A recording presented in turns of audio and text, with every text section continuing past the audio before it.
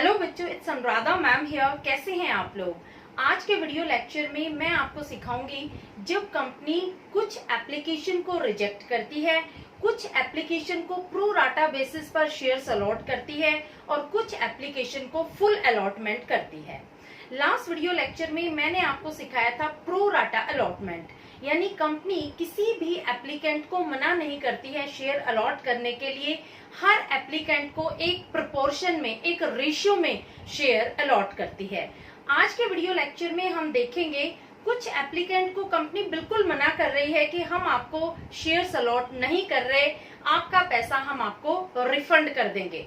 कुछ एप्लीकेंट्स को कंपनी कह रही है कि हम आपको फुल अलॉटमेंट करेंगे, यानी अगर किसी ने 1000 शेयर के लिए अप्लाई किया है तो कंपनी उसे 1000 शेयर ही अलॉट कर रही है। और कुछ एप्लीकेंट को कंपनी कह रही है कि हम आपको प्रो राटा बेसिस पर शेयर्स अलॉट करेंगे, यानी जिस किसी ने 1000 शेयर मांगे हैं तो कंपनी उसे 800 शेयर दे रही है। तो ये हो गया प्रो राटा अलॉटमेंट, यानी एक रेशियो में, एक प्रोपोर्शन में कंपनी शेयर अलॉट कर रही है। तो आज इन तीनों को कंबाइन करते हुए मैं एक क्वेश्चन सॉल्व करूंगी जिसमें कुछ एप्लीकेशन रिजेक्ट होगी, फुल अलॉटमेंट होगा और प्रो राटा अलॉटमेंट भी होगा। ये बहुत इंपॉर्टेंट है। फाइनल एग्जाम में इसी तरह का क्वेश्चन पूछा जाता है जिसमें combination of first and second case होता है। देखो, फर्स्ट केस जो मैंने आपको एक्सप्लेन किया था उसमें था रिजेक्शन ऑफ एक्सेस एप्लीकेशन। वहां कंपनी ने जो एक्सेस एप्लीकेशन आई थी वो रिजेक्ट कर दी और एप्लीकेंट को उनका पैसा वापस कर दिया था। सेकंड केस था प्रो राटा अलॉटमेंट। वहां कंपनी ने किसी को पैसा वापस नहीं किया था, हर किसी को एक प्रोपोर्शन में, एक रेशियो में शेयर्स अलॉट किए थे। तो आज के वीडियो लेक्चर में उन दोनों केसेस को कंबाइन करते हुए मैं एक क्वेश्चन आपको सॉल्व करके दिखाऊंगी। तो देखो, एक क्वेश्चन लिया है मैंने। XYZ लिमिटेड एक कंपनी है जिसने 60,000 शेयर्स ऑफर किए हैं और एप्लीकेशन मिली है 92,000 शेयर्स के लिए, यानी कंपनी के पास 32,000 एप्लीकेशन एक्सेस आई है। तो इन 32,000 एप्लीकेशन में कुछ एप्लीकेशन वो रिजेक्ट करेगी, कुछ को फुल अलॉटमेंट करेगी और कुछ को प्रो राटा बेसिस पर शेयर्स अलॉट करेगी। तो देखो, एक शेयर की वैल्यू है 10 रुपए। यहाँ कंपनी 3 रुपए मांग रही है एप्लीकेशन पर और 3 रुपए कंपनी मांग रही है अलॉटमेंट पर। Balance as and when required. यहाँ कंपनी जो 4 रुपए बैलेंस बचते हैं, देखो 3 और 3 6 रुपए, तो 10 रुपए में से जब 6 रुपए माइनस कर देंगे तो 4 रुपए बैलेंस बचता है।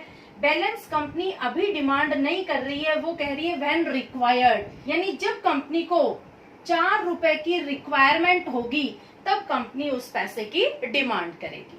तो इस क्वेश्चन में हमें जो एंट्रीज पास करनी है वो सिर्फ अलॉटमेंट तक पास करनी है, क्योंकि यहाँ पर कॉल मनी अभी कंपनी ने डिमांड नहीं की है। अब देखो कंपनी किस तरह से शेयर्स अलॉट कर रही है। जिन्होंने 40,000 शेयर के लिए अप्लाई किया था, कंपनी ने उनको फुल अलॉटमेंट किया है। फुल अलॉटमेंट का मतलब क्या हुआ? 40,000 शेयर होल्डर्स को 40,000 शेयर ही अलॉट किए हैं। यहाँ कंपनी ने उन्हें 40,000 शेयर्स अलॉट किए हैं। जिन लोगों ने 2,000 शेयर मांगे थे, कंपनी ने उनको एक भी शेयर अलॉट नहीं किया। नील, नील का मतलब कंपनी ने उनकी एप्लीकेशन रिजेक्ट कर दी। जिन लोगों ने 50,000 शेयर्स मांगे थे, कंपनी ने उनको 20,000 शेयर्स अलॉट किए हैं, यानी यहाँ कंपनी ने प्रो राटा बेसिस पर शेयर्स अलॉट किए हैं। प्रो राटा बेसिस कैसे निकालेंगे? देखो, 50,000 शेयर जिन्होंने डिमांड किए थे, कंपनी ने उनको 20,000 शेयर्स इश्यू किए हैं, यानी 5:2 के रेशियो में कंपनी ने शेयर्स अलॉट किए हैं। जिस इंसान ने 5 शेयर के लिए अप्लाई किया था, कंपनी ने उसे 2 शेयर दिए हैं। तो कंपनी ने यहाँ प्रो राटा बेसिस पर शेयर्स अलॉट किए हैं। देखो, ये कॉम्बिनेशन है। यहाँ पर कंपनी फुल अलॉटमेंट भी कर रही है, कंपनी रिजेक्ट भी कर रही है एप्लीकेशन और कंपनी प्रो राटा बेसिस पर शेयर्स इश्यू भी कर रही है। तो सबसे पहला काम हमारा क्या है? सबसे पहले हम टेबल बनाएंगे। मैंने आपको बताया था कि जब भी आप प्रो राटा अलॉटमेंट का क्वेश्चन सोल्व करेंगे तो सबसे पहले आप टेबल बनाएंगे। अगर टेबल बना लेते हैं तो उसके बाद क्वेश्चन करने में बहुत इजी रहेगा, आपको कोई कॉम्प्लिकेशन अराइज नहीं होगी। तो सबसे पहले हम टेबल बनाते हैं। टेबल में हम 7 कॉलम लेंगे। पहला कॉलम होगा अप्लाइड शेयर का, दूसरा कॉलम अलॉटेड शेयर, तीसरा कॉलम होगा एप्लीकेशन मनी रिसीव्ड, चौथा कॉलम शेयर कैपिटल, पांचवा कॉलम शेयर अलॉटमेंट, छठा कॉलम कॉल इन एडवांस और सातवां कॉलम होगा रिफंड मनी का, यानी बैंक का। हम इसे ब्रैकेट में बैंक भी लिख सकते हैं। ये कॉलम आपको हर प्रो राटा अलॉटमेंट के क्वेश्चन में ये टेबल आपको बनानी है और ये सारे कॉलम आपको सेपरेटली बनाने हैं। हर कॉलम का आपको नाम भी लिखना है। देखो टेबल की शुरुआत हम सबसे पहले यहाँ से करेंगे। ये जो कॉम्बिनेशन है यहाँ हम 1 बाय 1 लेते जाएंगे। जो अप्लाइड शेयर और अलॉटेड शेयर हैं उनको हम 1 बाय 1 लिखते जाएंगे। तो सबसे पहले लिखेंगे हम अप्लाइड शेयर। यहाँ लोगों ने अप्लाई किया था 40,000 शेयर के लिए, तो हम लिखेंगे 40,000। और कितने रुपए एप्लीकेशन के दिए थे? 3 रुपए इंटू 3। कंपनी ने 40,000 पर फुल अलॉटमेंट किया है, यानी 40,000 शेयर ही कंपनी ने अलॉट किए हैं, इंटू 3। अब देखो कंपनी के पास कितनी एप्लीकेशन मनी आई? 40,000 को 3 से मल्टीप्लाई करेंगे तो होगा 1,20,000। और कंपनी ने शेयर कैपिटल में भी टोटल पैसा ट्रांसफर कर दिया, क्योंकि कंपनी ने यहाँ फुल अलॉटमेंट किया है, तो शेयर कैपिटल में भी आ जाएगा 1,20,000। यहाँ डैश डैश डैश। ये समझ में आ गया आपको? ये फर्स्ट वाला केस समझ में आ गया। यहाँ कंपनी ने फुल अलॉटमेंट किया है। अब आता है सेकंड नंबर। यहाँ लोगों ने 2,000 शेयर के लिए अप्लाई किया है, तो हम लिखेंगे 2,000 इंटू 3। अब देखो क्या कंपनी ने यहाँ कोई शेयर अलॉट किया है? नहीं, नील है। नील का मतलब यहाँ हम अलॉटेड शेयर के अंडर डैश कर देंगे। अब देखो 2,000 को जब 3 से मल्टीप्लाई करेंगे, इसका मतलब कंपनी के पास एप्लीकेशन का पैसा तो आया है 6,000 रुपए, लेकिन कंपनी ने ये पैसा ट्रांसफर नहीं किया शेयर कैपिटल में। ये पैसा कंपनी ने रिफंड कर दिया, यानी जिन लोगों ने 2,000 शेयर के लिए अप्लाई किया था, कंपनी ने उन्हें पैसा रिफंड कर दिया, उन्हें शेयर्स अलॉट नहीं किए। तो ये पैसा हम कहाँ दिखाएंगे? रिफंड के कॉलम में। यहाँ डैश, यहाँ डैश। समझ में आया? 2 केस हमारे क्लियर हो गए। अब आता है थर्ड केस। देखो यहाँ लोगों ने अप्लाई किया है 50,000 शेयर्स के लिए और कंपनी ने अलॉट किए हैं 20,000 शेयर्स, तो हम लिखेंगे 50,000 इंटू 3। ये मैं 3 क्यों लिख रही हूँ हर बार? क्योंकि 3 रुपए एप्लीकेशन के टाइम लोगों ने दिए हैं, इसलिए मैं 3 से मल्टीप्लाई कर रही हूँ। तो यहाँ कंपनी ने कितने शेयर अलॉट किए हैं? 20,000। 20,000 को मैं 3 से मल्टीप्लाई करूंगी। अब देखो ये जो पैसा है अप्लाइड शेयर का, ये कहाँ ट्रांसफर होगा? एप्लीकेशन मनी रिसीव्ड में। तो कितना पैसा आया है कंपनी के पास? 1,50,000। और शेयर कैपिटल में कंपनी कितना पैसा ट्रांसफर करेगी? सिर्फ जितने शेयर अलॉट किए हैं। 20,000 शेयर अलॉट किए हैं, तो मल्टीप्लाई बाय 3, यानी 60,000 रुपीज कंपनी ने शेयर कैपिटल में ट्रांसफर कर दिए। अब देखो हम एक वर्किंग नोट बनाते हैं। वर्किंग नोट में अब हम इस पैसे को एडजस्ट करेंगे। कैसे हम इस पैसे को आगे अलॉटमेंट में एडजस्ट करते हैं? देखो कंपनी को एप्लीकेशन मनी रिसीव्ड कितनी थी? Application money received 1,50,000।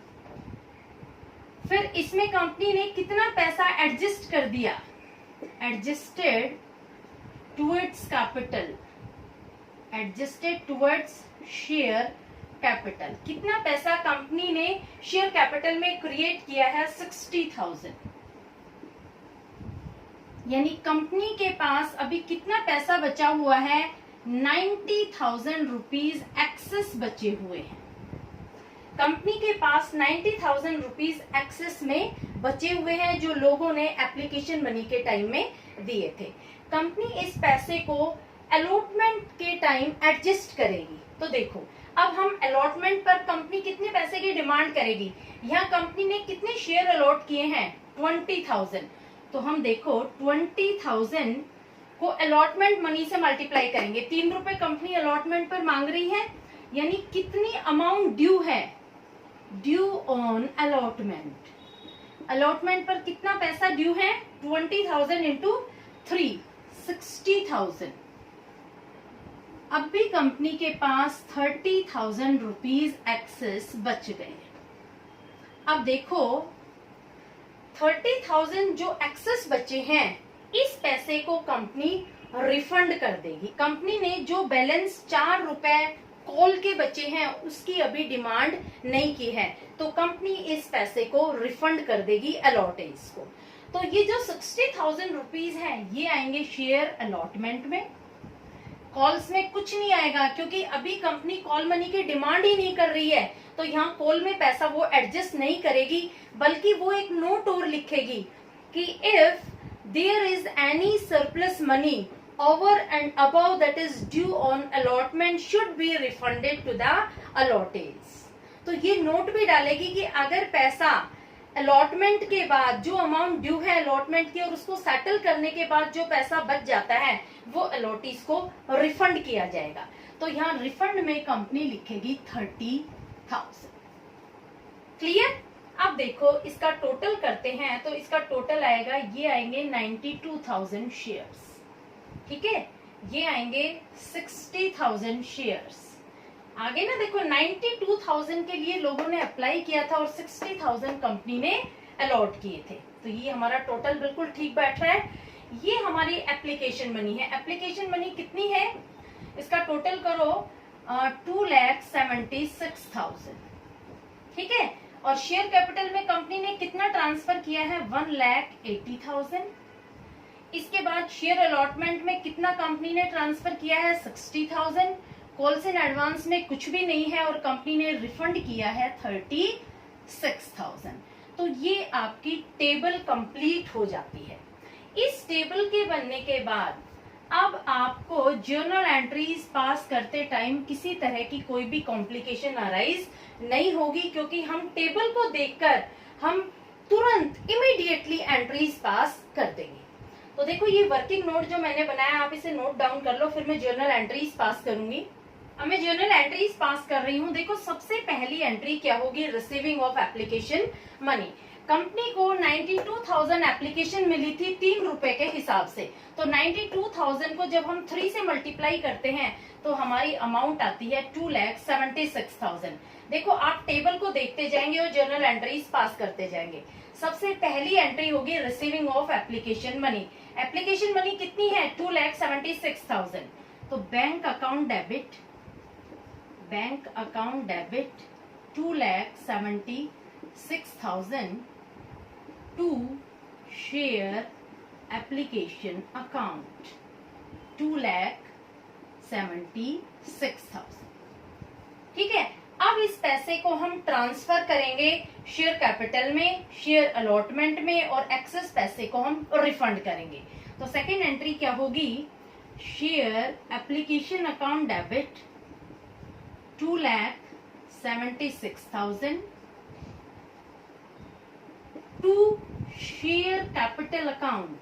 अब देखो कैपिटल में हम कितना पैसा ट्रांसफर करेंगे, ये लिखा हुआ है यहाँ पर 1,80,000 to share allotment account. Allotment account में हम कितना पैसा ट्रांसफर करेंगे, 60,000 टू बैंक अकाउंट। हम कितना पैसा रिफंड कर रहे हैं एप्लीकेंट को, 36,000। इनका जब हम तीनों का टोटल करेंगे तो आएगा 2,76,000। ये दो एंट्री हो जाती है रिसीविंग ऑफ एप्लीकेशन मनी।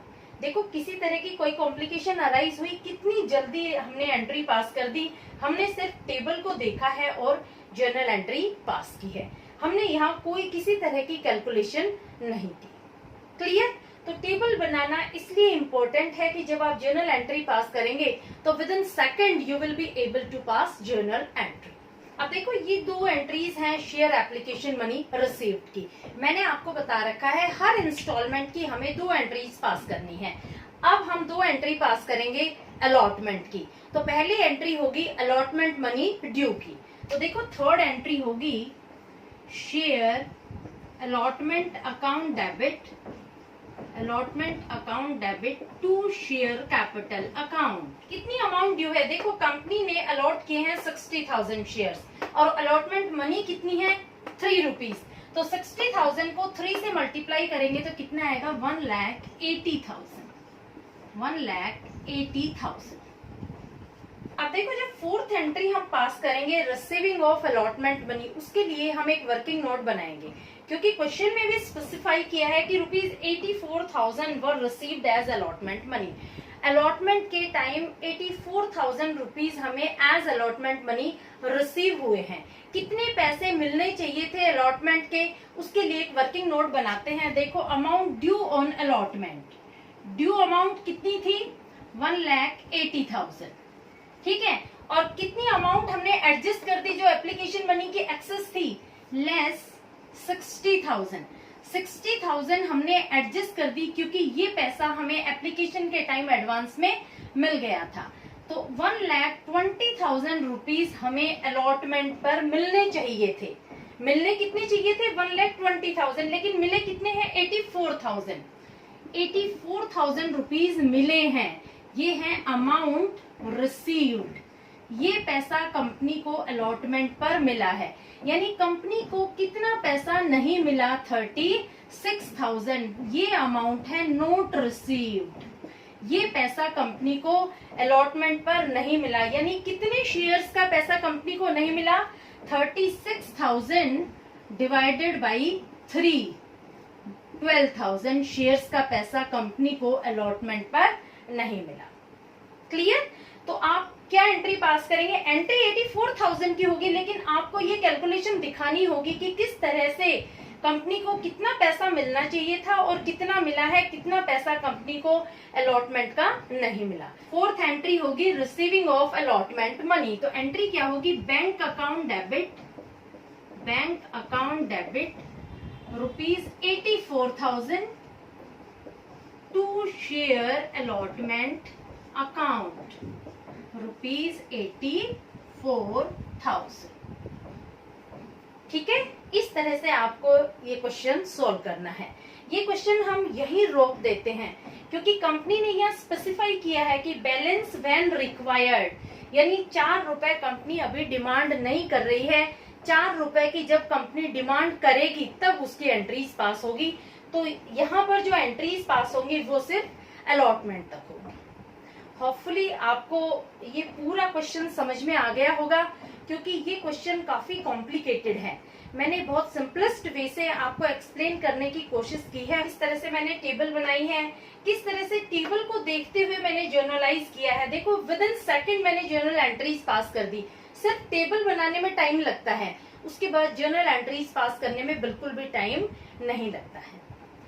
इसलिए please share this video to your friends also, क्योंकि मैं चाहती हूँ हर बच्चे को मेरे वीडियो लेक्चर से बेनिफिट मिले। ये क्वेश्चन बहुत इंपॉर्टेंट है सीबीएसई पॉइंट ऑफ व्यू से भी, क्योंकि सीबीएसई में जब क्वेश्चन आता है प्रो राटा अलॉटमेंट का, उसमें कॉम्बिनेशन आता है। कंपनी कुछ एप्लीकेशंस को रिजेक्ट करती है, कुछ प्रो राटा बेसिस पर शेयर्स अलॉट करती है और कुछ फुल अलॉटमेंट करती है। इसी तरह का क्वेश्चन आपके फाइनल एग्जाम में आएगा। इसलिए आप अपने क्लासमेट को, अपने फ्रेंड्स को जरूर शेयर करना, ताकि हर बच्चे को ये कंसेप्ट क्लियर हो जाए, वो कोई भी क्वेश्चन हो प्रो राटा अलॉटमेंट का इजीली सॉल्व कर पाए। Please subscribe it, like it and share it to your friends. Okay, thank you.